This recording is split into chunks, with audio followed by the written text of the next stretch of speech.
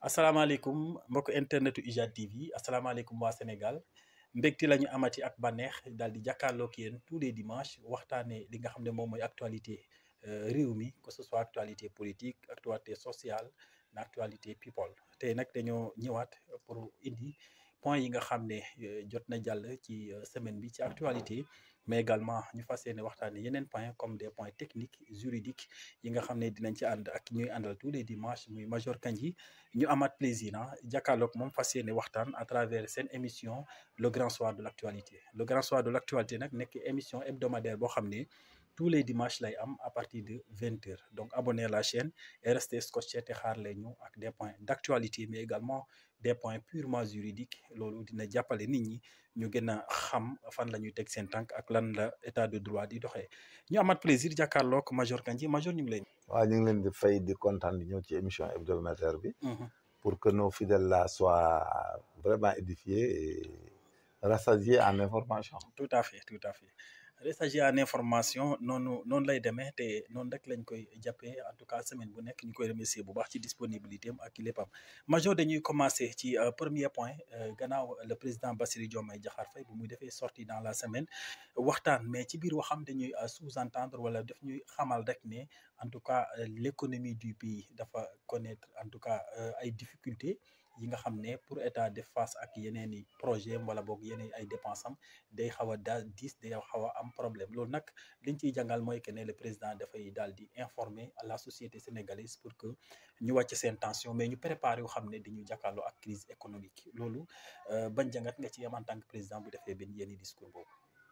voilà donc discours bi c'est du français parce que en français la ko wax. oui en français.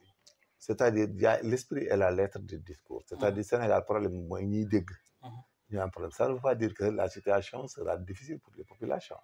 ok xam nga état moom budget lay yore. di ko exécuter. ok mais le budget que l'état fait c'est il l'applique mais l'économie il est interne il est endogène. nit ñi ci seen biir. ok ñoom ñooy développer seen bopp di liggéey di gagner dara di yokk seen environnement. état li muy def état day dépenser. ok xam nga ñu benn. déedéet ñoom état day dépenser. état day goxi ay xaalis. li mu am ci nguur gi. dajale ko état du ko def ci gafakaam dem. ok moom lay jël di ko dépenser léegi nag bu dee da ngay dem di dépenser ba nga xam ne yow léegi li ngay jël ci alal li ngay récolter ci alal. mi ngi mel ni boo bayal li ngay récolter xaw a wàññeeku yi mais du tee nga dundal sa njaboot.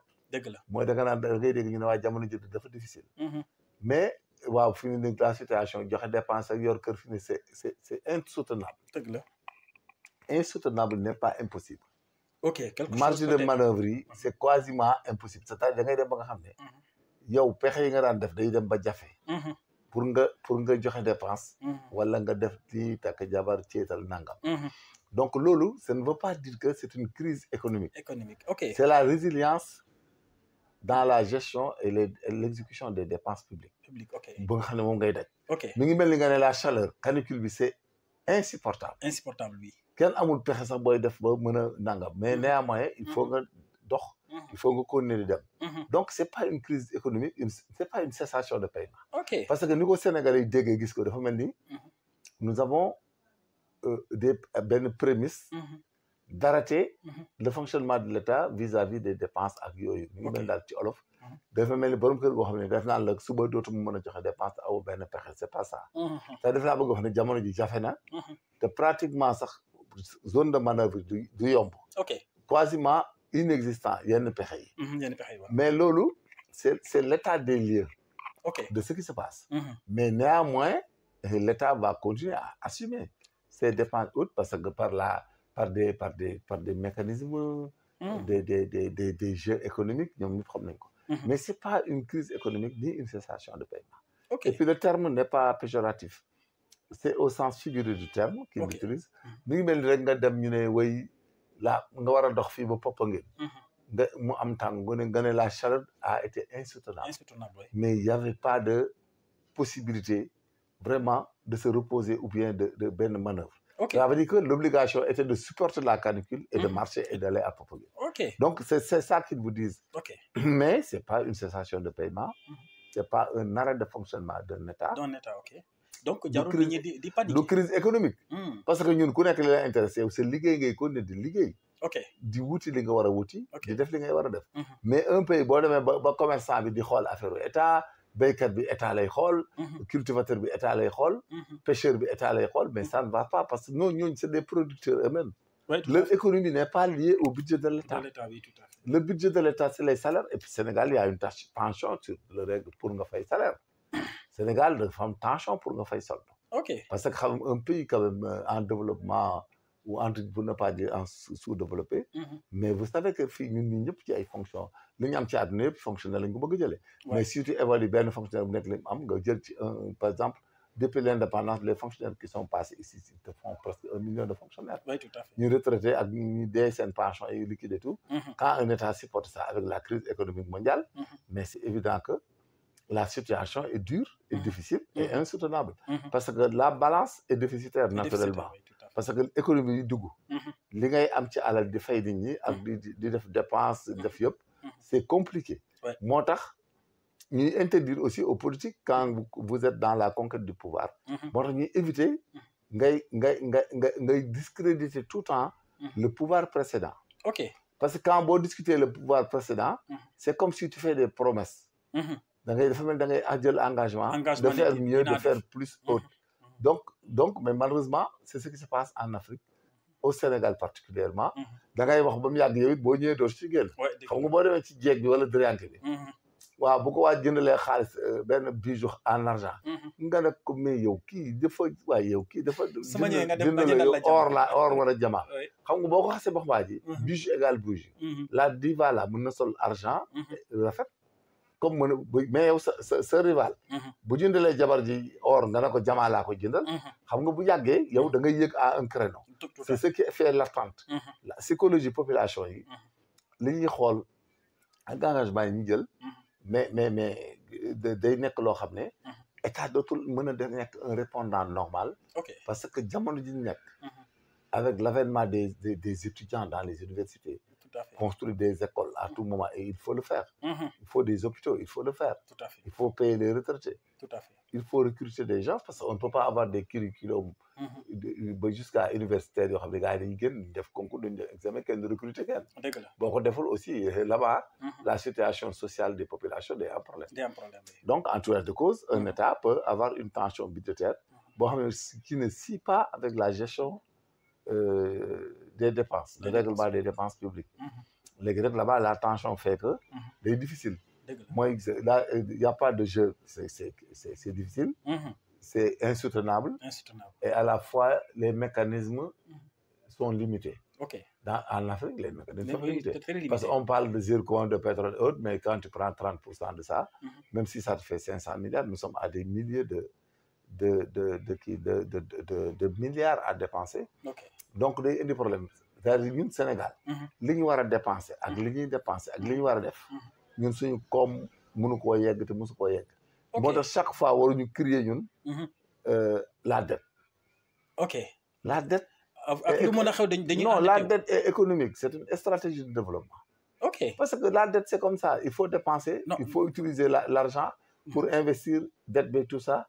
Et on part aux institutions de Bretton Woods et puis à FMI, Banque mondiale, mais on continue à la restructuration de la dette, à la diminution de la dette, à l'élimination de la dette. Tout à fait. À différer le paiement des dettes. Mais on va continuer comme ça jusqu'à plus l'infini. Nous n'avons rien à dire sur la dette. Parce que quand les gens qui nous prêtent sont d'accord de nous prêter, mais la vie continue depuis 60 ba 2024 am na ñu njëkkoon liggéey dee nañ ba jeex. Mais la dette continue, la dette continue. Bien sûr. Les grandes puissances même dañuy endetté wu. Voilà donc à l'image des États-Unis. Il faut pas qu'on aille à l'interprétation d'amortir ñu tiital population bi tiital tout le monde. Parce que c'est du français. Et il y a le sens propre. Et le sens réel, vrai du terme. Mais aussi il y a l'esprit et la lettre de celui qui écoute, qui entend. Day xool am na ñoo xam ne ils veulent voir l'esprit. D'autres voient la lettre. Parce que mais là si tu vois la lettre. Tu tombes parce que l'esprit voulait tout simplement dire que la tension budgétaire existe présentement. Et le déficit budgétaire existe présentement. Et que les solutions internes qui résultent sur une économie ne peut pas gérer ce que nous faisons. Mais c'est soutenable. Et on a des marges de limite parce que nous avons des partenaires, on peut tout le temps régler. Oui. Et puis essayer de continuer parce que les fiscs et les impôts dont tu parles, mais personne ne reçoit €. Ils te demandent des impôts, tu ne paieras pas. Ouais. Parce qu'à l'état où nous sommes, il y a beaucoup de problèmes de déficit de règlement. Quel de le fait? Ay kayiti kese lay doon. Oui, tout à fait. Mais doo laal dara. Donc pays bu mel noonu day am problème. Pays boo xam ne ci port bi nga xalaat. ak importation. du moins c'est ça l'importation mooy douane importation. Voilà, les impôts et domaines là, ce qu'ils prennent sur les personnes, les impôts et autres ne peuvent pas aller parce que quand les gens, les sociétés là qui ont des problèmes de payer normalement leur comment l'appelle-t-on, leurs employés dañuy am problème parce que ici au Sénégal société sénégalaise yi des fois la productivité fait défaut. C'est ay sociétés de main-d'œuvre. Société nationale yi wala société non nationale yi amuñu njëriñ. C'est des sociétés privées yi. Pratiquement ay sociétés de main-d'œuvre la ñu doon. ok ñu ci bari dañuy am ay main-d'œuvre mooy ce qu'on appelle les entreprises de BTP de nangam. ok donc ñooñu maçonnerie bi yeeg yenn ay affaires yooyu. tous ay main-d'œuvre la. le gars da ngay ñëw tu achètes les matériaux. xam nga matériaux ak matériel lu benn. les matériaux entrent dans la construction. le matériel nag il représente après day nekk xam nga. ciment fer yooyu. day nekk ay matériaux quoi. day dugg ci bâtiment bi. ok oui. peut-être le matériel nag mooy porte yeeg yooyu moom mën nga wax ne matériel parce que day exister xam nga fii mur bi doone mur kese da nga naan kii suuf la béton ak fer tout ça ak ndox ak tout parce que bokkut ak buntu bi nga xam da nga ñëw monter ko ok voilà c'est comme li ngay dégg gars yi bu ñu def seen expertise naan les couverts et les ouverts les ouverts c'est les portes les couverts c'est les plafonds yooyu même dans les expertises de bâtiment la tout à fait léegi nag entreprise yooyu nga xam ne nag ñoom seen tout dañ koy jënd pour construire quelque chose loolu mooy problème mais xam nga quelles sont les meilleures entreprises les entreprises agricoles les entreprises d'élevage les entreprises de textile yoo xam ne dañuy dem bay coton bi defar ko génne ko créer ko ñooñu ñoo gën a kii mais xam nga booy defar chocolat ay Sénégal ak i nangam defar chocolat yu ñuy defar yëpp dañuy jëli en train donc prix de revient la ñuy jël là-bas bénéfice prix de vente égale prix de revient plus bénéfice ok xam nga prix de revient plus bénéfice boobu sànq mi ngi am pays boobu day am problème ok mais bu dee sax ay production ak technologie nga jaay là-bas ça passe ok foofu ngay gën a pays bu koy def da ngay am dara ok mais pays boo xam ne da ngay dem jëndi boo jëndee meew congelé ko soo ko nga naan damay jaay yaawu mais je suis désolé mais mënut a dem c'est-à-dire c'est ça notre problème au Sénégal boo xëyee le matin fii doo gis dara la ñuy produire te pourtant dëkk baa ngi dox ñu ngi fayu mais boo génnee ci dëkk bi di dox wala ngay xool ci kër yi kenn doo gis kenn ku la produire quoi que ce soit loolu jënd farine yokk ci ndox yokk ci meew bañee ko ak diwlin gi naan diw daa cher mais bañe bi il faut mon problème mais gisoo lu ñuy créer ak lu ñuy inventé amu fi doo gis benn société d'élevage au Sénégal à part ñu fi jaay ganaar ak i nen te nen yeeg ganaar yi les poulets de chair les intrants sont achetés tout à fait c'est ça le problème parce que si Sedima veut avoir des bénéfices sur les poussins yow nga bëgg jëlaat poussin boobu ak les risques yi ciy dee la morbidité et la mortalité à la fin oui léegi nag boo ko jëlee risques yooyu mais looy dese ci ganaar gi da ngay mujj boo deelee 20 ganaar ci 150 ganaar donc bénéfice bi yow déjà drastiquement dem na si tu as un employé tu payes l'électricité les aliments ak les vaccins mais tu es mort c'est ça donc le discours du président de la République si avec la situation en Afrique c'est-à-dire les choses sont insoutenables, les situations sont insoutenables parce que la démographie elle est galopante alors que les ressources ne sont pas galopantes. Donc la balance ça ne passe pas. Le besoin physiologique des hommes, moi je dire la pyramide de Maslow là. Donc les besoins physiologiques, ce que les populations attendent, c'est machin, mais on ne produit pas suffisamment. Donc tout est résilient.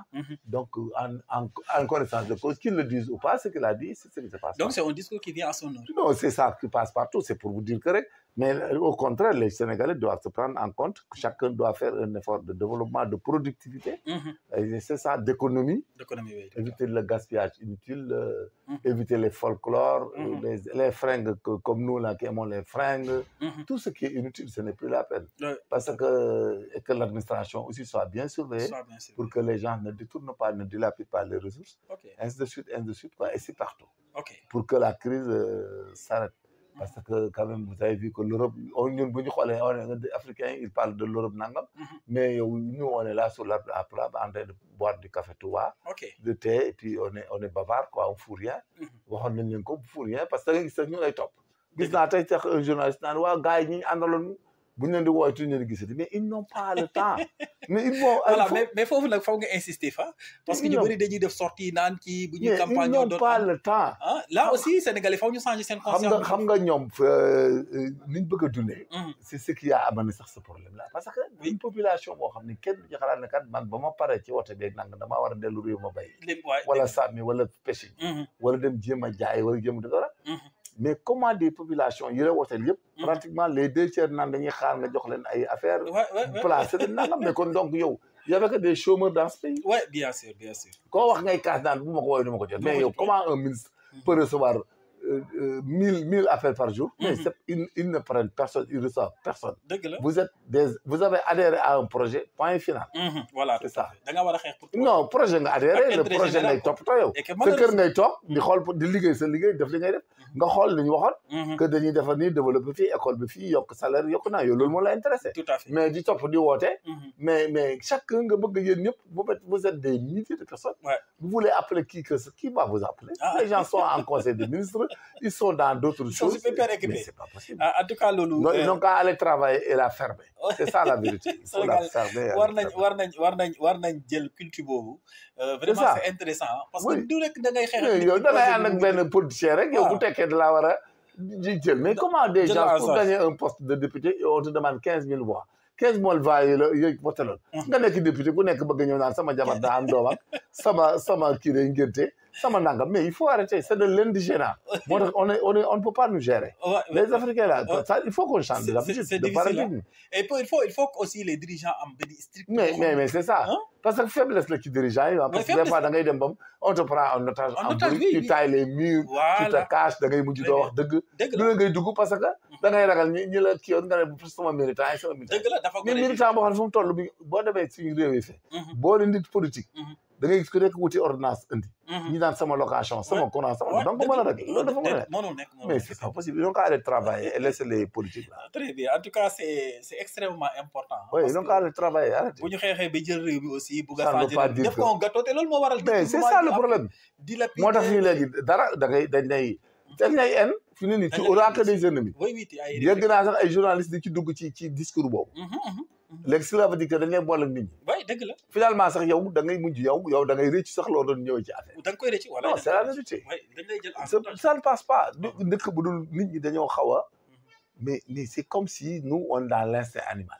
Ouais. C'est comme l'animal qu'on a mis en qui, tac, ko ci benn buum. Donc il faut qu'il attende sa pitance chaque jour. Oui, tout à fait. Donc yaa ma jënd yaa ma fi indi da nga ma war a dundal. C'est comme ça. C'est-à-dire c'est de l'embouche bovine humaine quoi. Loolu lañ bëgg te loolu mënut a nekk. Embouche bovine. Il faut que les gens aillent produire, que les gens aillent travailler. Oui, c'est extrêmement. Il faut économiser, il faut être entrepreneur. Il faut respecter les principes. Oui, tout à fait. C'est ça la vérité. Oui, c'est extrêmement important. Donc lu mat a bàyyi xel la mais ànd naa ak yow xeex naa projet bi après di nga ma casé wala chaque fin du mois di nga ma defal virement.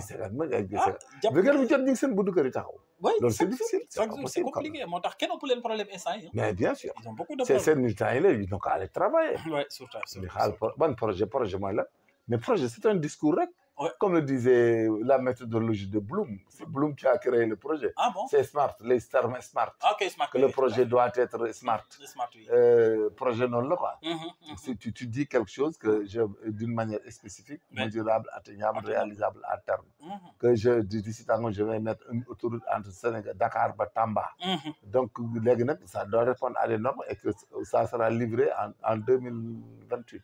C'est comme ça qu'on l'appelle. Okay. Maintenant, c'est ce qu'on appelle le projet. Okay.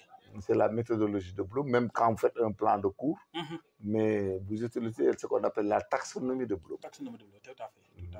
Pour atteindre ces objectifs. C'est ça, les objectifs généraux. Généraux, oui. Et les spécifiques, voilà. Tout à fait. C'est extrêmement important et puis c'est ça, donc le discours du président est venu à son heure, mais également la compréhension. La compréhension, elle est importante. Le français est très complexe, oui, tout à fait. Mais c'est pas péjoratif, hein. C'est pas un arrêt de fonctionnement, un arrêt de payer, une cessation de payer, une crise économique avérée. La situation est soutenable, c'est rien. Voilà, donc c'est du français. C'est comme ça. La marche a été insoutenable, mais néanmoins tu as effectué la marche. Quelqu'un qui part à la Mecque, il y a la marche de Mouna à Arafat. Mais la canicule, c'était insoutenable. Ok. Mais il n'y avait pas de marge de manœuvre pour aller jusque là-bas. Ça veut dire qu'outre la marche, tu n'as aucune solution. Ouais, et que la marche était insoutenable par rapport à la chaleur. À la chaleur, oui. C'est ça. En tout cas, du français. C'est extrêmement le style là, le style, ça compte. Voilà, très bien. Quand on a dit sen xel dala, donc le président non, c'est qu'il a dit.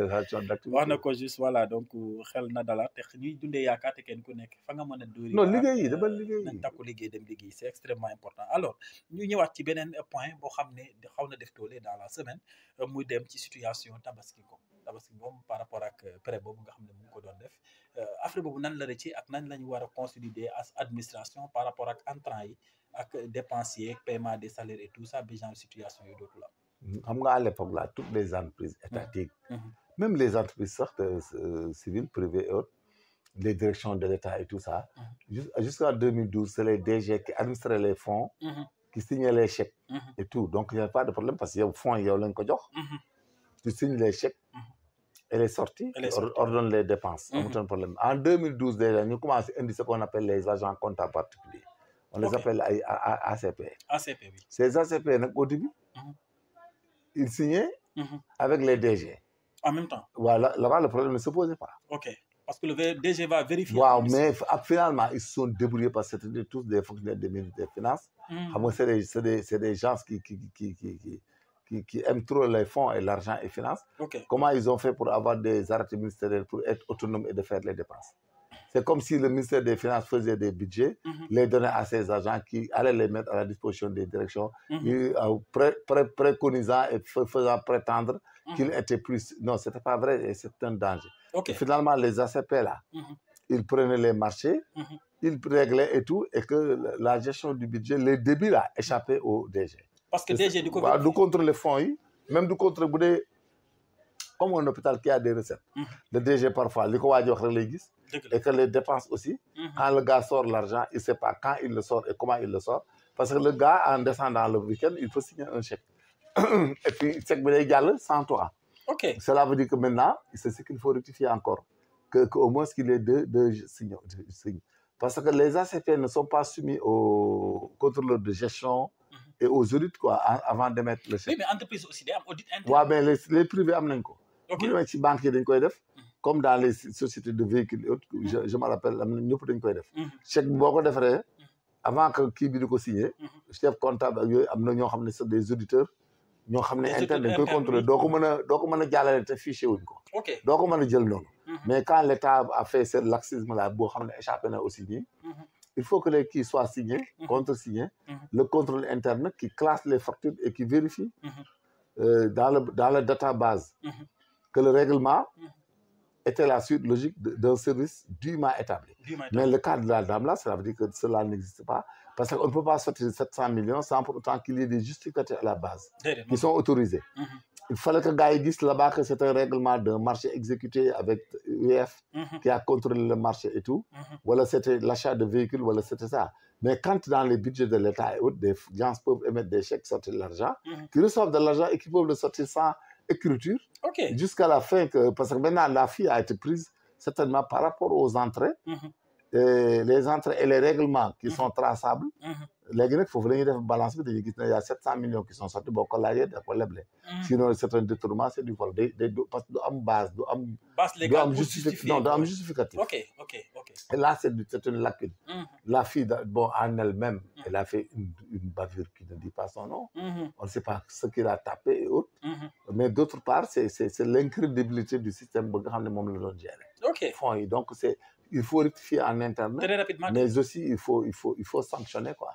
Mais la faute, je dis que c'est elle qui n'a pas, parce que une fille, il n'y a pas de fille haute, mais quand tu deviens inspecteur du trésor, tu deviens des domaines, un inspecteur de toi. Non. Tu connais l'orthodoxie et la doctrine ainsi que l'éthique et la déontologie qui ici aux fonctions. Il y a eu des fonctions d'inspecteur de trésor. C'est pas possible et c'est inadmissible et impardonnable. Est-ce que quand on dit que genre erreur ñu bari commettre nañ ko wala am na ñoo xam ne ñu ngi ciy dund ci lañu am alal et tout. Dans ces cas, les recettes viennent ils font des sorties. S'il n'y a pas d'audit interne, s'il n'y a pas de contrôle de gestion, Et tout ça, parfois, ils peuvent t'écrire des documents, n'importe quoi. Ok. C'est pour cela que même l'État, il y a des bagages avions, il y a ce qu'on appelle des UF. Des UF, oui. De contrôler que le matériel a été bien fourni et bien utilisé. Ok. Et ça a été bien commandé et c'était prévu dans le budget. Ok. Mais si vous avez le budget d'État, mais c'est une catastrophe. Donc, c'est pour cela qu'on a vu des fonctionnaires milliardaires. Ok. Donc, aujourd'hui, avec le laxisme, mais maintenant, il faut tout contrecarrer. Okay. Qu'aucune sortie d'argent ne peut se faire sans pour autant que ça soit contresigné et justifié. Et vérifié par l'audit interne ou bien le contrôleur de gestion interne. Tout à fait. Et que le matériel acheté doit être en conformité par rapport à la commande et à la valeur. Parce qu'il faut des UF. Si on a 20 autos, auto bu nga facturé c'est 33 millions alors que c'est des véhicules vendus dans les 15 millions. Dans les 18 et 23 millions les jar wala c'est comme ça qu'ils vivent. OK. Loolu yëpp ay technique de contrôle là. Finalement moi j'ai tout le temps dit qu'il fallait avoir un central d'achat étatique. Boo xam ne moom du joxe xaalis day commandé. di def bagage yi ñu indi bagage bi def UF di ko mu am ay ngandi traçabilité. OK. Et que ministère bu nekk mais xam nga aussi dans nos pays africains c'est une chaîne. OK. Les Africains, nous sommes très intelligents. Si on est subordonné de xaalis, chef bi du signer def dara nga bokoy jox weekend mom du le contrôle sama way la. Weekend bu jot yakamti na samedi bu jëlé juwa ñew nga indi enveloppe bi jox ko. Voilà, légui nak lolu mu lay jox muy partout. Donc il faut tout contrôler. C'est comme on le fait dans l'armée, il faut tout contrôler. OK, donc le slogan jub jubal jubanti fa la wara gëna. Wa na gëna insister fofu. OK. Parce que les ACP là, il faut réformer ça et ne leur permettre pas de décaisser un fonds sans que le DG ne soit au courant. Comme ça, si le DG doit faire une responsabilité dans le décaissement, le DG ne va pas se faire emporter en prison par les malversations profitables à ACP. C'est vrai. Gis nga li gën a accentuer parce que ñu bari ñu ngi koy jox li gën a accentuer la pauvreté surtout au Sénégal le sous-développement bokk na ci xaalisu état fu muy senn dafa bari. Maanaam fu muy jaar technique yi def la labaj bi mooy bari. Labaj bi dafa bari. Xam nga mi ngi mel ni impôt boo ñëwee yow nga topp benn waay bu deful dara wala nangam. Xam nga Sénégal kuy liggéey da nga créer société wala dara. Yow boo créer société yow tu gagnes même pas dans cette société 300 000 par mois. Il y a ce qu'on appelle les BRS. yaa ngi war a dépenser yaa ngi war a dund yaa ngi war a def lu ne tu es marié mais lan ngay dese un rond. amul looy fay. Maintenant, les masters là, ils vont faire des impôts, mais s'ils doivent payer 1 milliard, mais les gens les taxent. Mais si un vrai inspecteur des impôts chargé de ça, il y a 600 millions pour dire. Mais s'il n'y a pas de contrôle encore de cette personne, il y a une catastrophe. Voilà, non le demain. C'est ça. Sénégal de faire rigueur dans la gestion. Ce n'est pas des diplômes. Non. C'est un comportement, un caractère. Voilà, parce que nous sommes que des gens, des mais on peut contrôler tout ça. Hein. Oui, tout à fait. On peut. Non, nous on peut contrôler tout ça chez les civils et tout. Si on évaluer quel a été ta déclaration, quelles sont tes déclarations. Non, nous devons avoir un système. Recrutement armé obligatoire pour tout le monde. Wow, mais c'est pas ça. Même si tu recrutes les gens dans l'armée obligatoire, ça n'a aucun sens, ça avec des dépenses. C'est-à-dire qu'il faut mettre des systèmes de contrôle indépendants. Nous savons que nous avons un link. Et puis, nous avons un compte, nous avons une responsabilité. Maintenant, si vous avez une réunion de magouille, il y aura des problèmes de ko def parce que day yegg moment boo xam ne yow bu amee problème ñëppay dem. Dëgg la kenn du signé te gisoo li ngay signé. Dëgg la et tu mets ça dans le texte dans le circulaire là l'arrêté. Que toute signature haute ne peut pas se justifier par une erreur d'une omission. Ça engage la responsabilité du signataire au même titre que l'ordonnancier. Yooyu ngay bind. nga leen di bind ñii da nga leen teg ci raay bi teg leen foo xam ne ku ci mooy ñu jàpp ñëpp tëj. Très bien. OK. Donc, en tout cas, vous ne pouvez pas parce qu'on ne peut pas être dans un pays où nous joy chaque jour sur le développement. Non, parce que nous sommes légers, tout ça. Et puis... Ça ne nécessite pas d'aller même à l'huile après. Parce que les gens là, mais ils ne ko dàq ci ñu ngi ciy génn. Waaw da nga gis benn commerçant wala dara bu am rigueur. toog Fatick wala mu toog Mbacké wala Fara di jaay ba am ay milliards. Dëgg la bu am rigueur bu toogee keesam la yor. benn man am naa ñu ma xam samay mbokk la ñoo xam ne samay kóllëre. mais seen bitig yi dara du génn te facturé wuñ. Dëgg la amul loo yenu génn loo bëgg a génn ñu ne foo ko jëmee liggéey ki te lan la. Dëgg la dañ lay jox kayit encaissé la ba pare jox la facture bi nga dem am foo jaar kooku visé ko nga dem ca magasin ba waa ji visé mu def sorte du visé bu ngoonee ñu contrôler li fa des dëgg la ceeb bi ñu ne tant de tonnes lañ la joxoon li fi génn normal bala ngay gis lu la bari day fay OK on te donne 1000 tonnes booy génn ñoo xam ne 1000 tonnes yi génn dëgg la ah non chose importante parce que buñ ko deful ñii di gas ñii di suul moom pax du mos a am pënd bay bari donc le président Bassirou Diomaye liggéeyam nag am na liggéey. Sénégal yi sax waaw mais amul du moom kese ñëpp war a liggéey c'est-à-dire le gouvernement le président de la République c'est un symbole rek. mais les ministères les directions les contrôles tout ça c'est tout le monde qui doit faire son job et rentrer. voilà tout à fait mais ñoon la. yow buñ la joxee xaalis dañ koy contrôler. oui tout à fait. mais boo joxee nit dara contrôler woo ko. c'est même ñun ñi suñ kër yi nii avec les chauffeurs avec les gars là. mais boo defee légèreté ci contrôle bi mais même ñun suñ mala yi kii da ngay gis ñoo xam ne boo te indee repas ak boñ il n'hésite pas jaay ko léegi. ok ñu koy contrôler. très bien am lu ñuy lekk par jour. am na solo bu baax contrôle boobu am na ci solo bon ñu jàll ci beneen point toujours l'actualité te ñu fàttali suñu mbokku internetu IJAD TV wax leen abonné leen la chaîne te xam ne chaque jour nañ leen indi ay débat yu am solo te nag suivre seen émission le grand soir de l'actualité le grand soir de l'actualité nekk seen émission hebdomadaire tous les dimanches à partir de 20h di ngeen ko am sur la chaîne IJAD TV alors major ñu jàll ci beneen point ñu gis nag fan yi semaine bi ay arrestation amatina dem ci ki nga xam ne le chroniqueur Abou Diallo demaat ki nga xam ne mooy le ministre conseiller Omar Sow ñoom ñëpp arrêté na leen parce que daa am ay déclaration yu ñu def te le procureur gis ne déclaration yooyu nag mën na indi en tout cas li nga xam ne moom mooy discrimination ethnique sociale et ainsi de suite donc loolu genre discours yooyu d'abord on parle du discours ensuite on passe aux arrestations discours yooyu sur la toile publique naka la mën a jàngale c'est appel à l'insurrection xam nga état comme li ma doon wax gars yi quoi yi nekk ci nguur gi bi ñu ko daan def nga leen di song les gens dañ la daan attribuer que yow da nga bañ Ousmane Sonko da nga contre nangam c'est ce qu'il avait dit c'est appel à l'insurrection ok c'est une menace subversive ok c'est-à-dire le délit de droit commun ne peut pas se justifier par une posture politique. Ok. Parce que tout appel à la violence, tout appel à la résistance, tout appel à la rébellion. La rébellion, c'est pas la rébellion casamançaise. La rébellion, c'est le fait de s'opposer à l'exécution d'une loi ou d'un règlement. Ok. Mais c'est le fait de s'opposer. Le fait de s'opposer à l'autorité de l'État ou qui veille à l'exécution et qui veut faire quelque chose et que même le fait de s'opposer, de dégager d'un lieu en matière de maintien de l'ordre est considéré comme de la rébellion. Oui, tout à fait. Le refus d'obtempérer, c'est dans la police de la circulation, mais il fallait que c'est de la rébellion. La rébellion, oui, tout à fait. Donc, à tout état de cause, c'est valable pour tout le monde. Ceux qui ont au pouvoir, ils avaient fait le même délit, sinon le même crime. Mais tant pis que ceux qui les avaient arrêtés et qui les ont laissés.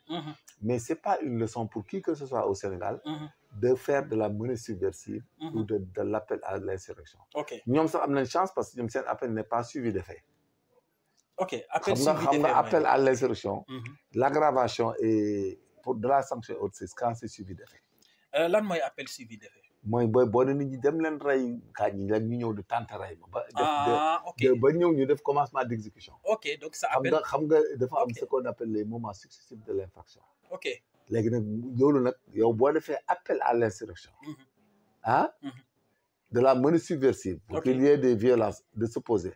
Maintenant, quand c'est suivi de fait, c'est-à-dire quand c'est exécuté, quand l'événement que tu souhaitais et que tu préconisais et que tu publiais est arrivé, oui. Et que les gens ont allé le faire avec résultat nuisible ou même dans la phase de la tentative, là-bas, c'est aggravé. Ok. Moi, l'appel à l'insurrection suivi de fait, comme de la menace subversive suivi de fait. Parce que l'infraction loi, psychologie criminelle, la psychologie juridique, oui. Il y a la pensée de l'infraction, la résolution d'agir, les actes qui tendent à l'infraction et l'infraction proprement dite.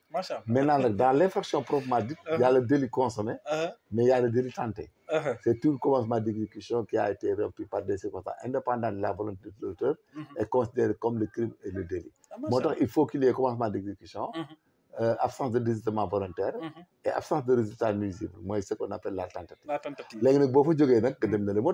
Psychologie et tout ça, malheureusement, ça ne les intéresse pas. Mais là, le basé, si appel à l'insurrection, c'est comme si tu essaies il y a une résolution d'agir. Maintenant, il reste l'acte qui tend à l'exécution, moi, ce que j'appelle le suivi d'effet. Mais qu'on retienne que une situation politique ne peut pas faire changer le discours. Parce que c'est-à-dire, defoon nañ ñoom délit yooyu def nañ ko ñoom li ñuy wax tey ñii ñoom ñële dañ ko doon def ñoom Ousmane Sonko waaw seen groupe dañ ko yàgg nañ ko def YouTube baa ngi fi ak yëpp woote opposition bañ Casamance bañ Joola tout ça wax nañ ko léegi nag mais c'est pas une leçon parce que s'ils suivent ce monsieur ne li mu waxoon nañ ko def les contextes ne sont pas les mêmes oui, tout à fait voilà fële état bi fi nekkoon ak magistrat yi fi nekk juge ils ont laissé partir et l'infraction a été amnistiée il y a extinction de l'action publique donc kenn mënut a delluwaat di leen jàpp ak yooyu maintenant comme c'est amnistié yow da ngay fexe ba loolu bu ci dugg parce que délit égale délit c'est des infractions de droit commun les magistrats comme les gendarmes les policiers sont obligés de constater c'est ça donc constater nañ ko tey maintenant que dire pour des gens yi nga xam ne dañuy comparer di naan ñoom Macky Sall lu ñu doon def ñoom la Diomaye ñëw tey di ko def est-ce que comparaison boobu c'est fondé waaw mais jàpp loolu mooy psychologie moom mooy seen mooy problème bi xam nga ñële il y avait tout le temps des infractions justifiées et tout yoo xam ne c'est justifié en droit commun et tout mais Macky Sall am ñu ci jàpp mais am na ñu ci jàppul léegi nag yow boo ñëwee ne da ngay imiter la même chose aussi c'est le droit et l'autorité parce que c'est logique dañ lay jàpp maintenant comment faire pour résoudre ça parce non il faut aller en politique Farba peut s'il veut ils n'ont qu'à se poser comme ils veulent mais tu le dis pas tu ne fais pas d'appel autre ça n'engage que chacun quand vous voulez vous opposer vous défendez vos intérêts autres vous faites-le mais quand tu utilises la presse par des canaux publics c'est ça le danger voilà par la presse ak yooyu boo ko defee day aggraver wala bind donc loolu c'est des choses mais chacun a le droit de si tu veux tu n'es pas d'accord ça n'engage que toi voilà maintenant def nañ leen mandat de dépôt lan moo leen dara nañ leen juger rek ils vont plaider ce que nous avons dit mais xam nga c'est pas justifié Ousmane Sonko l'avait dit c'est une erreur Ousmane Sonko contexte bi nga ko doon waxee ñi fi nekkoon jàpp ñu ko wala jàpp nañ leen wala am ñu ci bàyyi ñoom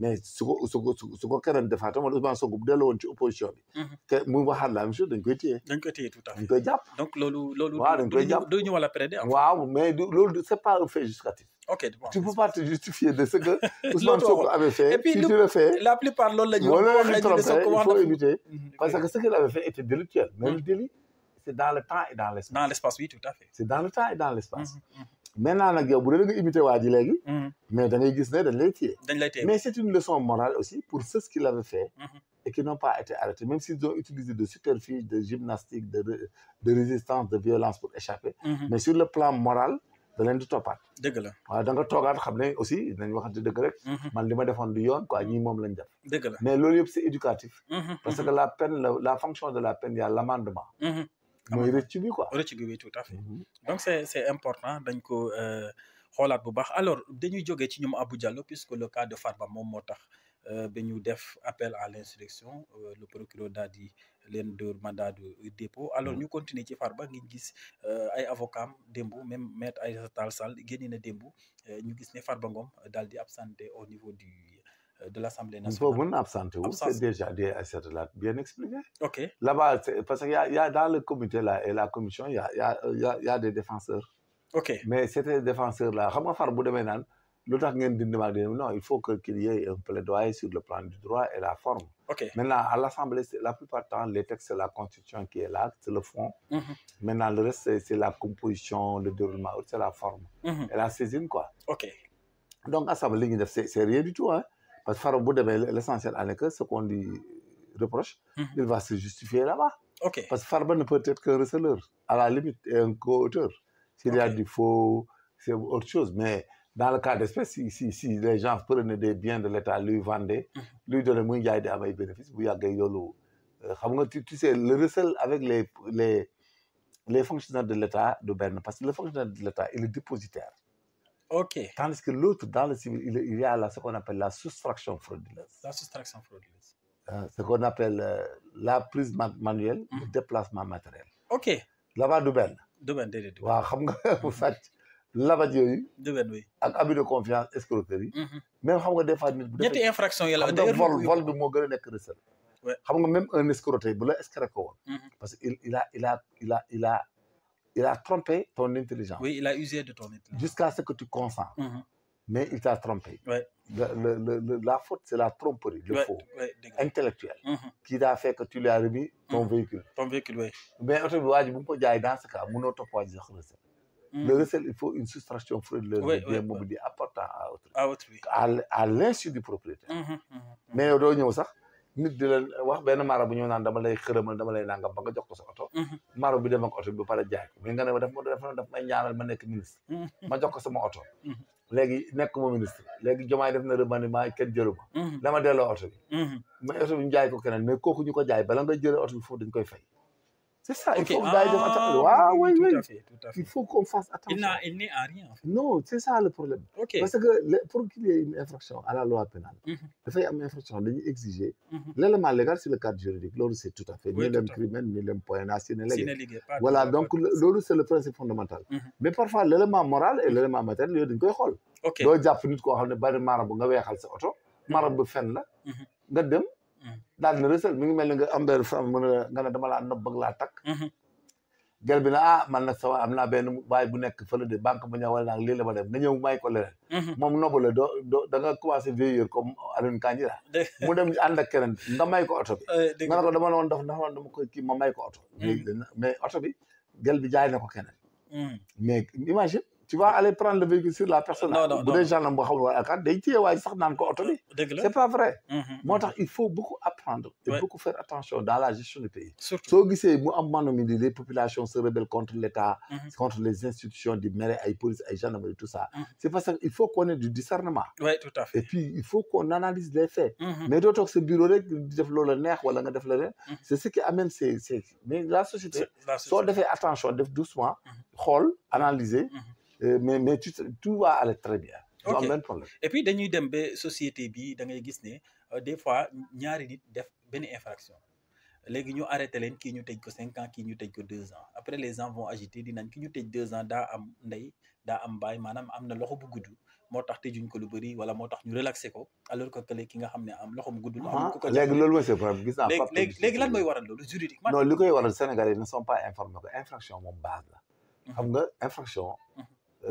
Sénégal réew la ay Sénégalais ay nit dëkk fi nit ñooñu nag am cosaan am histoire am culture am destin am destiné li fi ñu bëgg a yegg li ñu bëgg a def yëpp est convergé maintenant ñooñu pour nga boole leen ces populations là pour ñu mën a dëkk normal ku nekk respecté sa alalu morom sa yaramu morom sa lii morom jigéen ji nga respecté ko doo ko utiliser te takkoo ko wala mu nangu ko wala mu bañ a nekk nangam moo tax ñu ne y a la loi léegi nag loi boobu moo ñuy tënk ci droits et devoirs li ñu war a def ak li ñu war a def. maintenant nag léegi nag bu dee da nga def hors la loi mooy infraction yi ngay dégg. infraction mooy ngay def lu ñuy tere. L'infraction c'est la violation d'une loi de l'État résultant d'un acte externe de l'homme, positif ou négatif. Et qui ne se justifie pas par l'accomplissement d'un devoir ou l'exercice d'un droit. Et qui est socialement imputable. léegi loolu nag mooy indi ñu ne élément moral élément matériel élément légal élément moral élément matériel. Oui, tout à fait. Voilà donc dans certaines hypothèses sax des fois élément benn mën na bañ a ñëw muy moral bi mën na bañ a ñëw. élément matériel bi ak légal bi bañ a ñëw matériel bi bañ a ñëw. Bon donc parce que peut-être c'est la tentative le délit manqué et le délit impossible. Maintenant nag waa ji bu demee ba tribunal. dafa amaat aussi ay procédures yu koy accompagner. ok soo demee tribunal. léegi dañuy xool infraction bi mu réel. prévu par la loi. ñu xool ne yaa ko def. de l'enquête effectuée jusqu'à l'encontre de tels des indices graves et concordants. bu dee da nga jaar instruction nga am ay charge. bu dee da nga dem ba jugement juge bi xool xam ne am na ay preuve mu condamné la. maintenant nag bu ñuy condamné nit ñi aussi dafa amal benn procédure boo xam ne c'est au niveau du juge. ok moo koy def. ay considérations et techniques de gestion du jugement et du procès. waa ji mën na ñëw nga violé mu violé. mais bu ngeen yegsee ba fa ci devant le juge. yow mën na am nga violé mineur moom violé wul mineur. mais xam nga le mineur est une circonstance aggravante. dëgg la ak le viol commis par toute personne ayant autorité sur la victime. tout à fait léegi nag bu boobaa yow da ngaa violé mu violé. dëgg la mi ngi mel ni ñaari copines yi ànd kenn ci am 17 ans kenn ci am 19 ans. comprendre yéen ñaar ku nekk jël kenn. yow mu tombé ci 19 ans yow violé woo mineur. dëgg la sa xarit bi moom. mineur la violé bu ngeen demee tribunal. le juge day dóor kii 5 ans dóor kële. 15 ans situation aggravante. circonstance aggravante. c'est obligatoire et personnel. tout à fait. léegi nag léegi loolu muy benn problème. xam nga les débats yi doo comprendre. déedéet. bu ñu leen tëj bu dee juge. yow ay nit rek nga gis ñu ko. waaw bu dee juge bu nekk ci technique de procédure pure et dure. yow muy violé mineur bi da lay kon nag du leen boole yemale leen. déedéet. léegi waaw mu ne viol sur mineur moom la ñuy prêter yow ñu ne viol sur la personne de tel. léegi muy benn. léegi mun ngeen demaat encore ngeen def benn même infraction ngeen dem kii defoon tey affaire bi tey kii defaat fële je te dis encore un exemple bu dee viol bi nga bëgg ngeen am ay gel ñaari jeunes filles yi ngeen àndal les filles là kenn ki nekk ku bees ki doog a ñëw kenn ki nekk faruwaaji woon dëgg la léegi faruwaaji benn femme bi je donne un exemple mënoon dem ba waa ji nga xam ne moom lay jiñ viol demoon na ba am ak moom sax doom mais takku ko dëgg la mais jour boobu ñu ànd demaat baal ak copinam mu dem ñu seq affaire bi tourné mal mais copain bi moom fii bi mu am mosu koo doxaan c'est la première fois mu seq ak moom kële nag ki mu jotoon am ak doom mu ñëwaat fii ñu seq léegi nag ñoom ñaar ñooñu góor ñu génn dem takk ay jabar yu dul ñooñu mer dañ ñëw violé dañoo baal ñu yóbbu ñu ci mbaar mi def léegi nag bu ñu ñëwee devant le juge kenn ki mu ne ko yow foo jóge mu ne man damaa ñëwoon vacances kooku ñëw vacances xamoon nga kii maa ngi koy doog a xam damaa ànd ak sama copine bi mu mujj ñu ñëw ci lañ yóbbu ci mbaar mi nangam def ma noonu kële ne kii sama gel la woon am naa moom doom mais le juge il va lui allier des circonstances atténuantes par rapport quoi ku mu amal par rapport que ñii la relation incriminée était tout le temps, la relation était une habitude entre ñoom ñaar avec preuve parce qu'il y a un enfant là. Oui, tout à fait. Voilà. Donc, il peut aller même à ce qu'on appelle les excuses atténuantes. Dëgg la. Voilà. Technique yooyu nag booy tax population bi duñ comprendre jamais. Non, duñ comprendre. Duñu mën a comprendre. Mi ngi mel ni dans le cadre de la légitime défense. Ouais. Xam nga léeg-léeg nga gis quand il y a mort d'homme, les gens sont aveugles. Ouais. Da ngay gis benn waay boo xam ne da ngay xeex sa benn xarit ci dëkk bi ci village wala dara.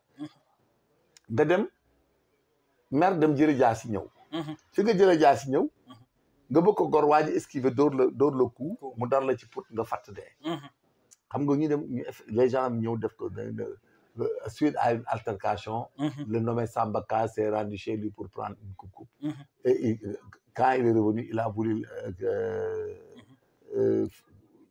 tué ou blessé monsieur tel qui a esquivé le coup et qui a esquivé son geste il lui a donné la machette il lui a donné un coup nangam expliqué léegi ngeen ñëw xam nga dans le village am na rey xale bu góor dëgg la parents yi jóg nañ da koo rey mais dañuy fàttali ni kii dafa ñëwoon yor jaasi këla yorul dara da koo dóor par chance dëgg la léegi ngeen dem devant le juge juge bi nekk doom xew nga ne man dañoo xuloo nangam mu dem këram ñëw bu ñëwee bëgg ma gor nag ki laa évité rek bi ma siggee ma dóor ko coup mais le juge il dit que kii la défense est proportionnelle nécessaire est proportionnelle à l'attaque il est dans le cadre de la légitime défense et kooku buñ ko relaxé léegi nag buñ toolee doon ci réew moomu du jàll day mujj sax dañ koy génne dëkk bi yal na nag waaw ils vont tout dire dañ naan papa ji daa am nijaay ji voilà gendarme daa am policier wala procureur là-bas on a un problème de compréhension de la société parce que ñoom ils ne théorisent pas ils ne comprennent pas la légitime défense duñ ko mën a accepter dëgg la donc loolu yëpp day am ci société yi nga xam ne dafay nekk ci àll bi mi ngi mel gendarmerie policiers yi ok moom kay dafa leen a song rek daal leen ñëw fii nangam tiré mais les gens là parfois dans le cadre du service dans les faits justificatifs et le commandement de l'autorité légitime mais mënoo sàcc benn banque di jël benn je donne un exemple benn banque buy dugal xaalisam xam nga ay sac lañ koy def mais nga këf benn sac bi y a 300 millions nga bëgg a dem genre di la dàq pour arrêter mais dañ lay tirer finalement dëgg la mais boo ko tirer ñu ne waaw moom koy ab sac la jël rek xaalis ba ca nekk oyofal ko diisal lële ko parce que les gens ont le droit de tirer sur toi mooy maintien de l'ordre bi ngay dégg mooy ordre de la loi et le commandement de l'autorité mooy maintien de l'ordre bi da ci am il y a des réquisitions il y a la réquisition générale la réquisition particulière la réquisition spéciale avec usage des armes soo doon song palais bi bëgg a song Diomaye mu am insurrection am benn mouvement de foule bu jóg tout mais le gouverneur de Dakar il donne une réquisition spéciale avec usage des armes halte ou bien on fait feu sinon on va faire feu moom laa leen wax ni ba tey jii c'est valable tey ko doon song Diomaye dañ lay tirer donc cela veut dire que tout ça doit être appris et connu par les populations parce que même Sénégalais doo dégg ñu naan le consentement de la victime rend l'acte licite et convenable mais dans certaines hypothèses c'est pas général damaa bëgg a dee rey ma nga rey ko c'est un meurtre hein c'est ça mais le médecin qui fait un diagnostic on doit opérer il doit tout faire on doit laisser opérer mais il fait l'opération il y a erreur la personne meurt tu peux pas le poursuivre parce que tout le processus a été respecté il y a l'anesthésie il y a tout mais il y a mort d'homme quand il y a condamnation à mort les gendarmes et politiques exécutent la sentence mais tu peux pas les poursuivre pour meurtre ou assassinat ou homicide le juge qui a prononcé la peine de mort mënoo ko C'est l'ordre de la loi et le commandement tout à fait. Le législateur dit que ça rend l'acte licite et conforme au droit. Am na beneen boo xam ne ce qu'on appelle la démache, la contrainte et l'erreur. Ce qu'on appelle les causes de non-culpabilité. Là-bas, c'est des causes de non-responsabilité.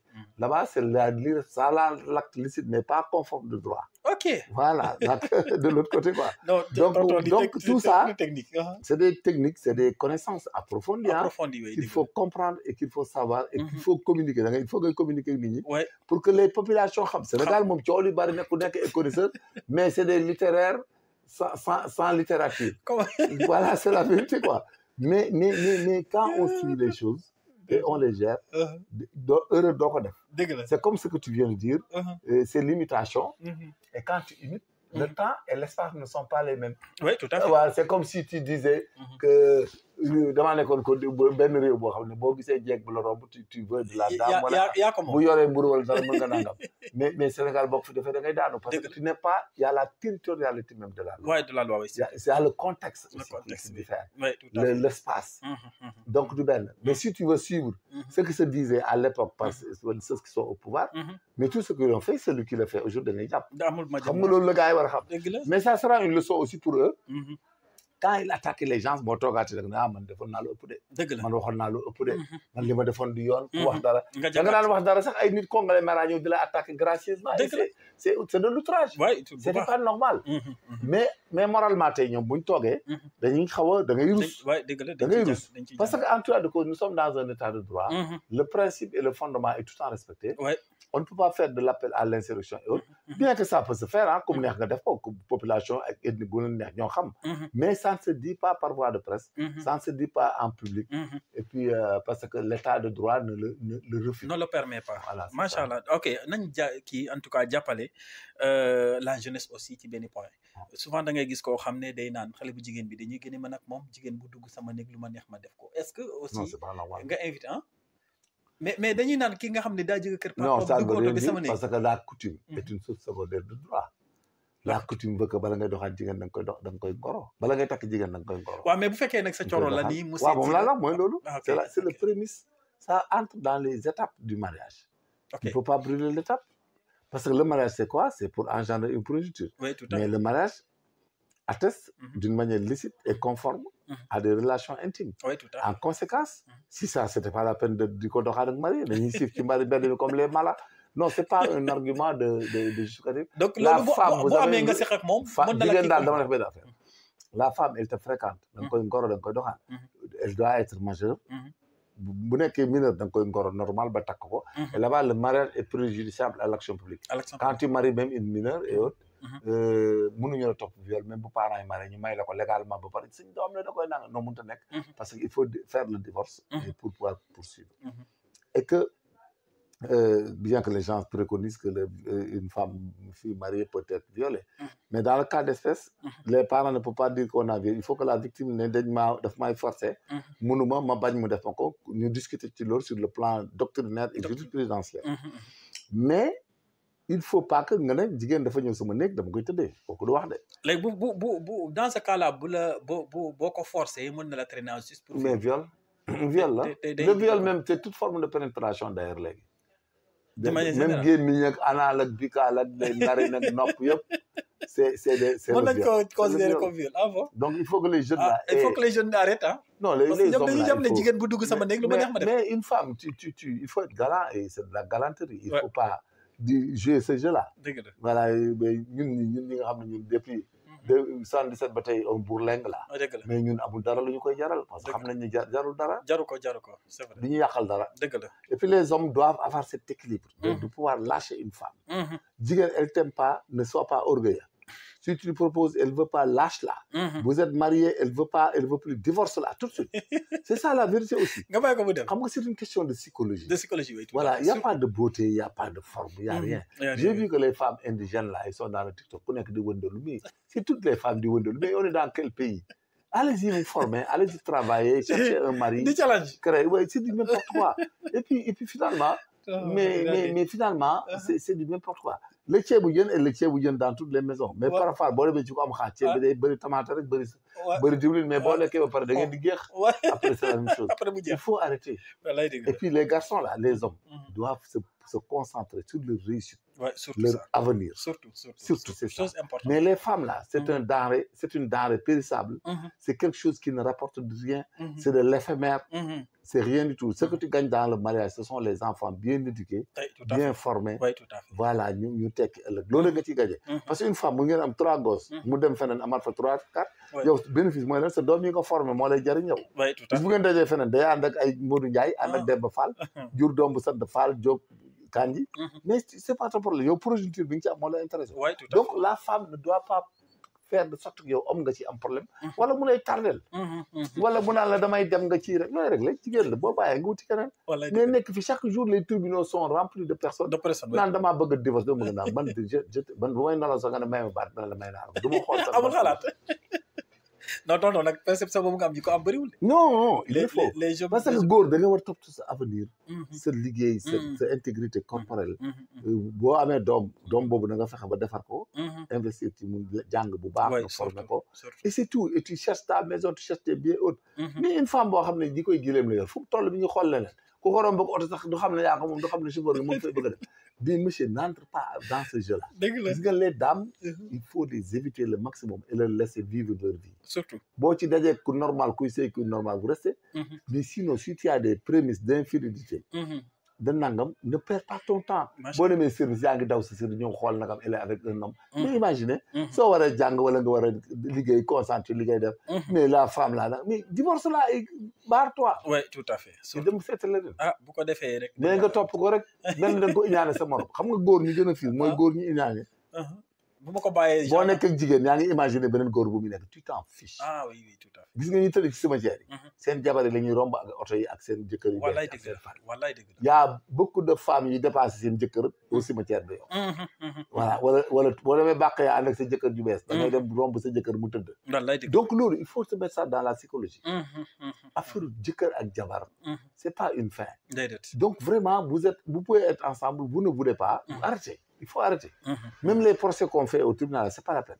Il faut faire des PV de divorce au niveau des mosquées. Des mosquées, oui. Voilà, tu amènes un huissier, il constate. Il faut aller vers ça. Oui. L'huissier vient, il fait la sommation. Comme ça, le tribunal, non, l'huissier, il vient, il fait la sommation interpellative. C'est des adultes.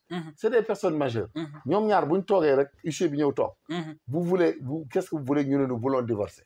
L'huissier sur requête de monsieur tel, suivant acte de mariage, ils ont l'acte de mariage, numéro tel, voilà, suivant leur union en date de Nangam, devant le mosquée d'Angam, on constate mutuellement de divorcer pour incompatibilité d'humeur. Mais dire en conséquence, nous savons qu'il faut le présent constat, mais ce PV de constat-là, même si vous avez un certificat de mariage, mais vous devez aller à la mairie de faire certificat de divorce. Il ne faut pas aller au tribunal. Les 2 personnes jugent de leur faculté mentale et c'est des majeurs. Mais l'huissier le constate et vous avez transcrit. Mais moi, il y a l'hypothèse. Maintenant, après le divorce là, maintenant, s'il y a des litiges sur la liquidation du mariage, des biens, oui, et tout. La liquidation du mariage, c'est la garde des enfants, les pensions alimentaires à faire. Et les biens, si vous êtes en communauté bien, la femme aurait. Mais si vous êtes d'accord sur place, l'huissier aussi peut aller vers un PV de constat de liquidation, mais vous pouvez le faire avec l'huissier. D'accord, partie. Et là-bas, s'il y a une partie défaillante, ce constat peut le faire condamner au tribunal et le juge n'a plus à demander des réconciliations et autres. Le juge, il convoque M. tel, en date de tel, vous avez requis un huissier pour un divorce par consentement mutuel en date de tel. En cela, vous avez procédé à la liquidation de votre mariage parce que vous étiez en communauté de biens. Et les biens pour lesquels vous avez la propriété commune se définissent comme suit. Une maison, des fauteuils, tel nangam. Et vous étiez d'accord que la madame telle prenne la chambre à coucher, vous gardez nangam. Mais dans la vie, là, il faut être technique. Parce que Sénégal, c'est pas comme Europe. Nous avons beaucoup de cas de divorce. Trop. Voilà, et que ça pénalise tout le monde. La femme ne peut pas se marier, les mots sont à l'étranger, et tout. Et le mot même s'il est à l'étranger, vous devez divorcer. Mais on peut le faire par téléphone, son père les top, il y a un top, frère. il faut qu'on aille vers des techniques simples. ay mag ñuy ànd buñ bëggee bàyyante dafa yomb. léegi loolu moo tax liquidation mariage bu amee litige nag. même maintenant si la liquidation mariage dafa am litige contentieux mésentente. maintenant on le porte devant le tribunal qui arbitre, qui est seul habilité à arbitrer. Ok.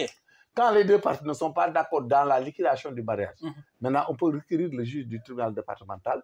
Et le juge du tribunal départemental maintenant pourra statuer sur ce contentieux et arbitrer. Parce que c'est le juge qui a la capacité et les attributions d'arbitrer et d'ordonner. Et là-bas, il y aura une ordonnance qui va définir les faits, le partage des biens, la garde des enfants et tout. Et l'affaire est réglée.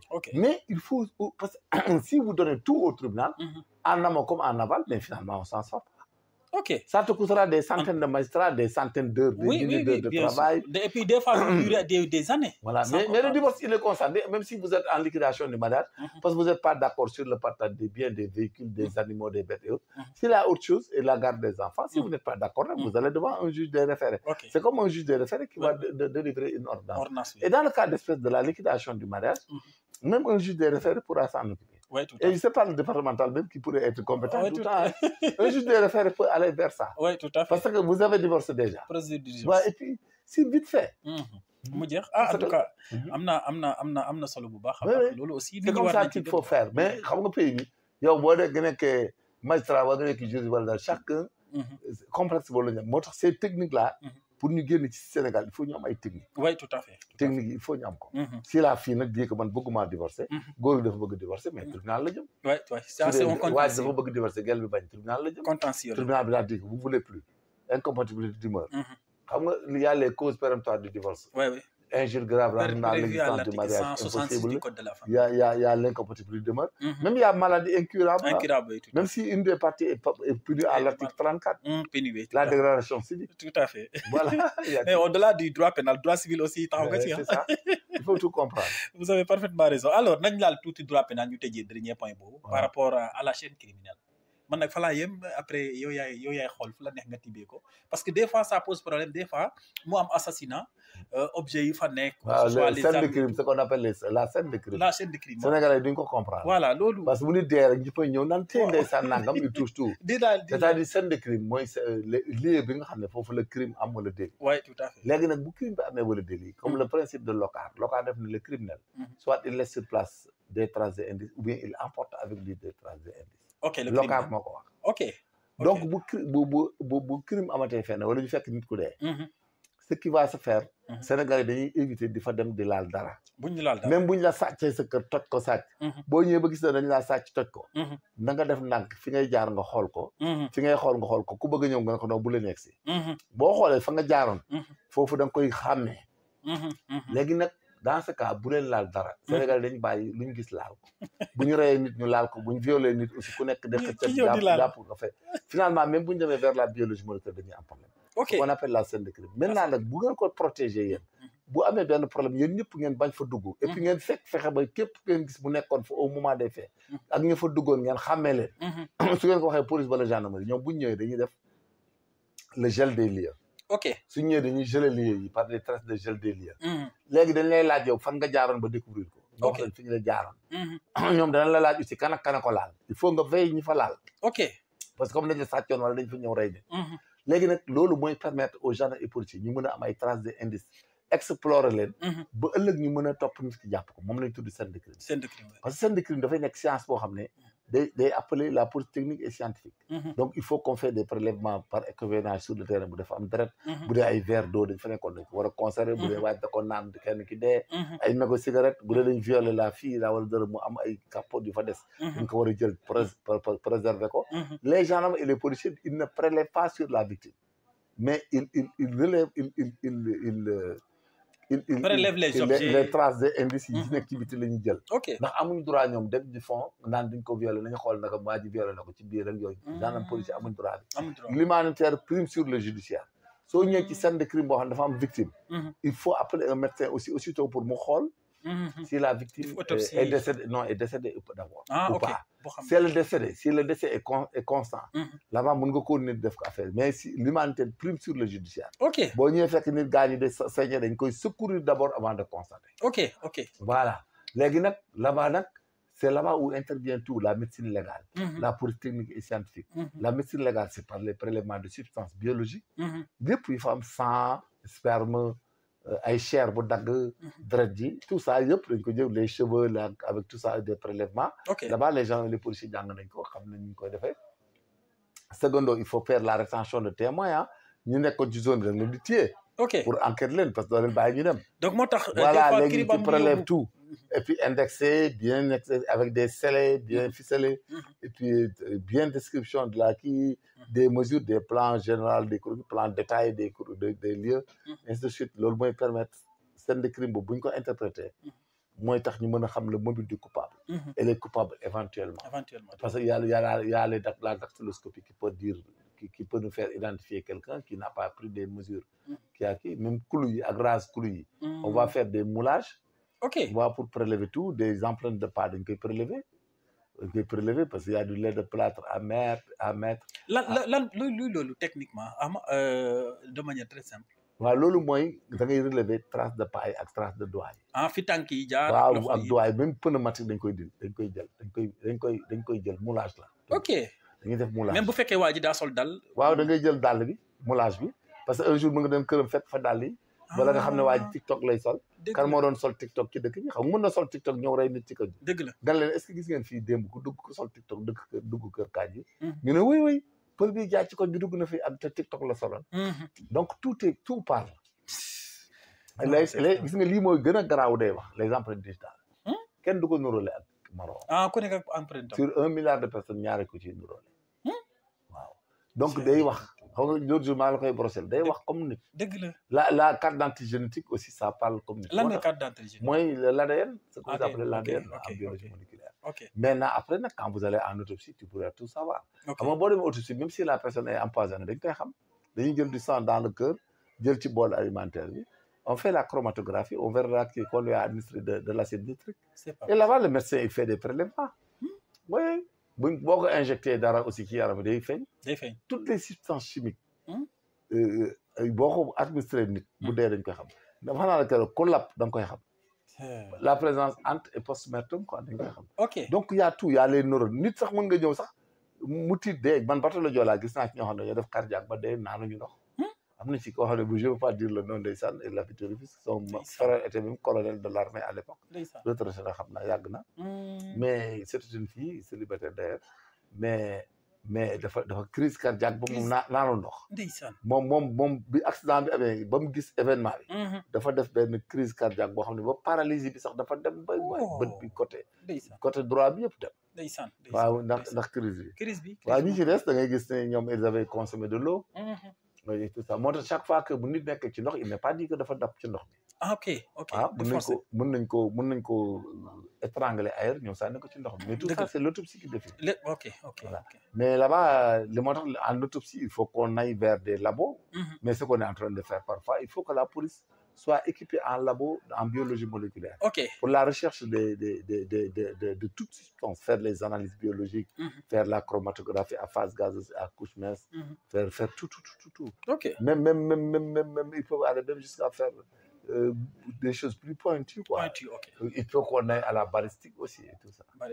Machallah. En tout cas amatina solo yéen a ko digandoo seen émission le grand soir de l'actualité nag tey dañ ko doser parce que xam naa partie juridique bi moom moo ëpp mais da coo jaadu ñu expliquer nit ñi dugg dans les détails bu ko defee sénégalais aussi dinañ xam ne état de droit lañ nekk te qui parle d'état de droit nekk état boo xam ne dañ ko régir ci ay textes dont le fonctionnement également dafa posé wu ci ay textes loolu am solo la day am suñu plateau yoo xam ne wala boog suñu émission yoo xam ne 100% droit lay doon dañuy waxtaan dans la subjectivité c'est pour éviter la subjectivité voilà tout à fait parce que dans la subjectivité que tu dis que Dieu avait le dit mais les temps ne sont pas même la considération n'est pas les deux parce qu'il y a ce qu'on appelle la criminalité réelle et la criminalité apparente c'est dañ koy dugal ci juridique boobu ce que les gens faisaient ici une partie était dans la criminalité réelle mais tout ce qui s'était commis mais parmi ça l'État avait pris une criminalité apparente ñu jot a jàpp Maintenant, là-bas, il y avait deux théories, la théorie de criminalité résolue et non résolue. Voilà. Et c'est ce qui a fait qu'après, on a amnistié tout est calme. Oui. Mais parce que dans la criminalité réelle, tu vois des gens faire du bordel, faire du n'importe quoi, mais ils ne sont pas pris. Oui, tout à fait. Voilà, ils ne sont pas instrumentés, ils ne sont pas enquêtés, ils ne sont pas connus. Maintenant, lolo, imité dans ce contexte-là. Voilà, avec les mêmes supports. Comme la cybercriminalité, à l'époque, n'était pas intervenue dans les infractions de l'époque. Ouais. Mais maintenant, on les a mis là-dedans. Oui, tout à fait. Voilà, parce que la cybercriminalité, moi, maintenant, il y a la cybercriminalité, mais la cybercriminalité est obligée de faire le job. Le job, oui, tout à fait. Parce que sinon, elle sera en état de prévarication. Oui, tout à fait. Tout à fait. Le commissaire de la cybercriminalité, ces enquêteurs, ces OPJ, s'ils ont saisi une REM, une personne, mais ils sont obligés d'enquêter. Oui, tout à fait. Et quand ils enquêtent, ils font l'audio. C'est des infractions qui seront constatées. Oui, tout à fait. Moi, moi, problème politique Afrique. Mais comme c'est de la morale, on retourne à la morale. À la morale, oui. Voilà, ce qui va nous interpeller. La morale nous interpelle à voir la politique. Parce que nous-mêmes, là, chaque fois, on disait la même chose là contre eux. Okay. Mais ils nous injuraient, mais t'es d'autres nous saga. Mais nous nous saga parce que nous, on est constant dans ce qu'on fait. Ce qu'on leur disait, mais moi, nous appel à l'insurrection, appel à la résistance, appel. C'est illégal. C'est illégal, oui, tout à fait. Voilà, c'était illégal de l'autre côté, c'est illégal. Aujourd'hui aussi, c'est illégal. C'est ça la vérité. Tu ne peux pas être responsable et après des régions. Moi, j'avais dit dans une émission que s'ils ne font pas attention, un jour, il y aura une dissension entre le nord et le sud. Et les journalistes, vous aurez des problèmes. Parce que je savais que discours yi su ñëwee day am problème. Oui, dëgg la. Parce que pour unifier un État, pour respecter les principes de droit, dafa am des choses à ne pas dire, oui, à ne pas faire. dëgg la. Il n'y a amul ay ministre, amul président, amul magistrat, amul leneen. C'est-à-dire réew pour mu baax, pour mu dox, il faut ñu respecter tous les principes. Surtout. Ouais, il faut humaniser la relation. Il faut tout humaniser. Mais bu dee da ngay def comme loo bëgg mel ni instinct animal, ben ça pose des problèmes après. Voilà que ça va poser des problèmes. Ouais, ça va fuser tout azimut. Te gis nga dana egg jour yoo xam ne ak heure yoo xam ne ñun kese ñoo fi mën a wax lu nit ñi dégg. Dëgg la.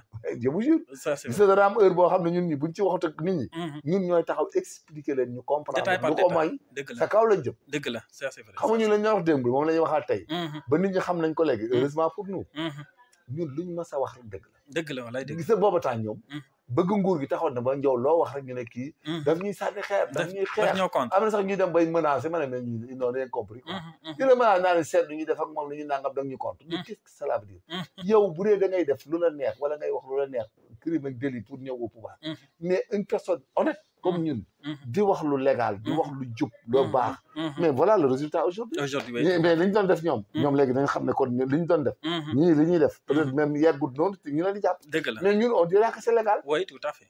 Parce que un citoyen waru ko def. Donc voilà loolu mooy àdduna mooy dëgg. moo tax dëgg rek kay mujj. wallaay dëgg waa di taxaw di xeex ay nit ak di dem sax bu muy liggéey nga di ko xeex du muy def nga di ko xeex ci loo xam ne moo tax xamul leen dal balaa da lay dal xam nga boo gisee boo bëggee balaa koo gis nit ku baax nit ku normal ku jub ku honnête fexeel ba xeex ko wallaay dëgg la gis nga boo amul chance boo guddee fan da nga gis dootul nett dëgg la parce que du jaas mënut a jaas yow mënoo nekk ci naafeq ak labaj ak hypocrisie ba pare yow nga ne da ngay tedd da ngay kii nga jël nit ñu baax ñi nit ñu normal nga ne da nga leen di xeex yow nga continuer gis nga da nga gis lu la jaaxal wallaay dëgg la wallaay te muy dëgg da nga gis lu la jaaxal ala kulli xaal donc lu mat a bàyyi xel la tey nag émission bi xaw na gudd sonal lañ la de est-ce que duñ la libéré ba dimanche prochain alors sa mot de fin mon mot de fin mooy que lépp lu ñuy def nañ ko def ci àqulaay taala rek. dëgg la gis nga lépp ci àdduna lu ñuy def àqulaay taala rek. dëgg la mais gis nga yi ci des yëpp. yàlla rek a fi nekk. wallaay dëgg la. waaw et tel que soit yàlla du may benn naafeq ak mécréant yàlla du la may ndam jamais. wallaay te muy dëgg. waaw mooy dëgg c'est-à-dire il faut que nit ñi dellu ci yàlla gis nga boo demee ci cimetière yi. boromi màqaama boromi garaat boromi doole boromi alal rek fa tëdd. wallaay dëgg te gis nga te yàggut. am na benn waaye bu amoon alal Sénégal ku ñu wax Aliou Sow mais kenn am na ñu bari mosu ñoo gis photo Aliou Sow mu nit muy dox te pourtant il avait des milliards léegi sax coow li ñuy coow ay doomam di tudd kenn mosu ko cee tudd pourtant il a tout fait dans ce pays dañuy wax rek mais Aliou Sow a plus fait que tout le monde moo gën a def sax ñoom jóge Québec Jili Mbay ñor Aliou Sow sax moo leen ëpp lu mu def ci àdduna macha allah mais c'est pas regrettable mu ngi tëdd modestement à Yoff man dama koy jaare ji parce que chaque vendredi chaque 15 jours dama fay jaar mais je suis désolé mais boo jaaree man parce que moom laay taxaw ñaanal quoi moom laay gën a ñaanal parce que te man mosuma ko xam bokk maa ngi moom amuñu lu ñu seq mais dama xam ne même armel bi day wane modestie. ndeysaan même armel bi mu tëdd boo ko tiimee nga xam ne kii. ndeysaan kii bu demee du rus. macha allah parce que loolu mooy dund doon. dëgg la mooy dund. waaw nit da ngay def attention def daal. parce que gis nga fi mu ne nii dans les jours qui viennent dans les mois qui viennent dans les années qui viennent. mais tu verras que l'atmosphère et l'environnement du Sénégal va changer. waay dëgg la. voilà léegi da ngay éviter ëllëg. ngay rus di dajeeg doomi aadama di rus. wala nga dajeeg moom daal kii de li ma ko defoon bu ko yëgoon wala bu ko xamoon. mais gis nga yàlla xam na lu nëbb ak lu fay. wallaay te gis nga daa wax benn secret bu fi nekk. gis nga fii. nit ñi ñu bari am na luñ mënta lañ ne toog. wallaay te am na ñoo xam ne nga nëbb ak nga feeñ. boo leen laale mën nañ laa faagaagal te duñ la doo leen gis. wallaay te te xam nga erreur yooyu. dafa garaaw sëñ Modou Bousso Dieng benn jour damaa ñëw pour vous donner une anecdote. sama sœur doon sëy ak moom ki nekkaan yi. dëgg la. man tip xam nga rek boo nekkee jeune gendarme dans la gendarmerie tout ça ami mbokk da ngay yaakaar ne lu ne mën nga ko am dëgg la man damaa bëgg dem ambassade de France ma jóg ma woo ko ñu wax ko sama sœur bi sonal ko ci sëñ Modou woo ma Sam Yabal ma ñëw Sam Yabal mu woo Bator Diop à l'époque yàgg na Bator Diop ñëw Abdou Diop fi nekkoon ñu rek la loolu mu wax ko Bator Diop ba mu ñëw Bator Diop ñëw fekk ci Sam Yabal mais jaar ci forage di ko xool ma sëñ Modou ñu ndekki mu may ma cokkeer ma lekk tout ça mu wax ak Bator Diop ba ma war a ñibbiwaat LGI Casamance ma dem toogaat tuuti avant may quitté femme yi Awa Gadiaga foon ak kédekaan yi bala may sëñ bu waat na waat ma ne ma ana baro ñu ne mi ngi doon waaj a dem de mën nañ la ñëwaat wool ma ko ma ñëw sëñ Modou ne ma kañ ngay dellu Casamance ma ne ko day dellu alxames xam nga alxames je pense mu ne ma ñaanal naa la mu ne ma bu jotee na nga dellu boo demee nga toog foofu ñaanal naa da nga ci mucc da nga ci tedd mais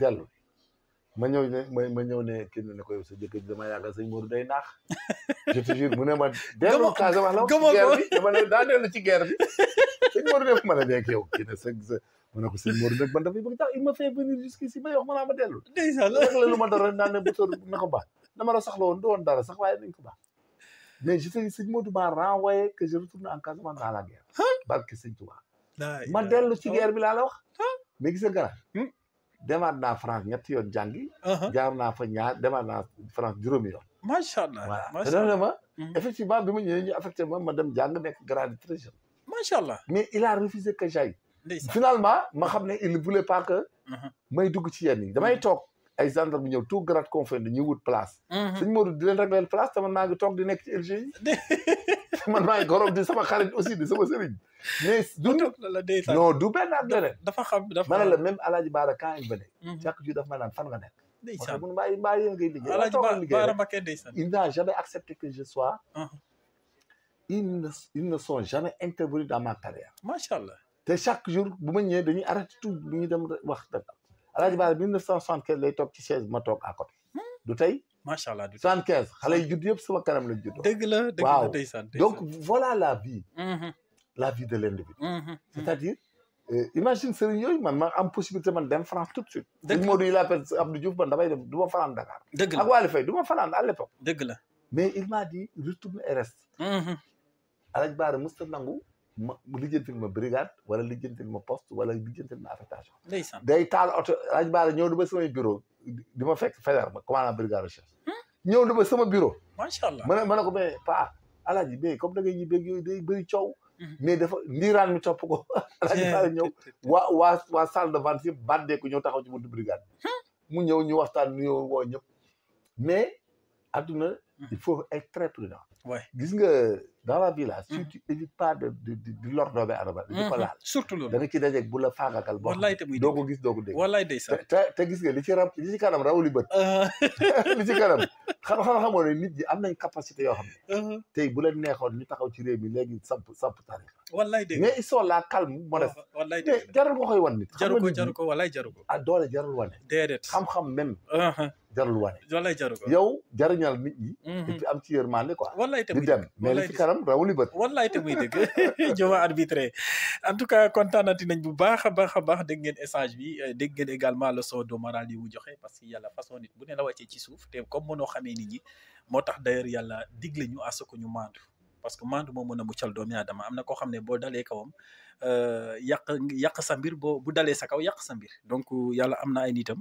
donc maandu am na solo dorop di doomi aadama donc dégg ngeen tey en tout cas le grand soir de l'actualité nu mu amee solo bu baax a baax ñu ngi leen di ñaan da ngeen abonné te activer la cloche de notification bu ko defee tous les week-ends les dimanches di ngeen am émission bi directement bu ko defee rek ngeen mën ñu suivre dégluwaat xam-xam dégg les questions de droit les questions sociales yi nga xam ne ñu ngi koy traité ak Major Kandji d'ici là portez-vous bien et bon fait de week-end et très bon début de semaine ñu ngi leen di ñaanal jàmm yàlla saxal jàmm ci réew mi saxal ci ku nekk kii nga xam ne mooy Major également di partager ak ñun xam-xam bi yàlla na ko yàlla wéral yàlla bàyyi ko suñu kanam ay at yu bëree bëri parce que le Sénégal a besoin des personnes comme lui yoo xam ne dañoo liggéey ba pare rendre service seeni nation seen dëkk toogaat xam-xam bi nga xam ne yor nañ ko ñu daal di koy partager ak seeni askan donc ces genres de personnes là méritent une très longue vie ak santé de fer vraiment yàlla musal leen ci balaa ak saytaane téye leen seen kanam ci kanam a kanam donc ñu ngi leen di sant bu baax di leen gërëm ci teewlu bi ak tànneef bi d'ici là portez-vous bien et à la semaine prochaine merci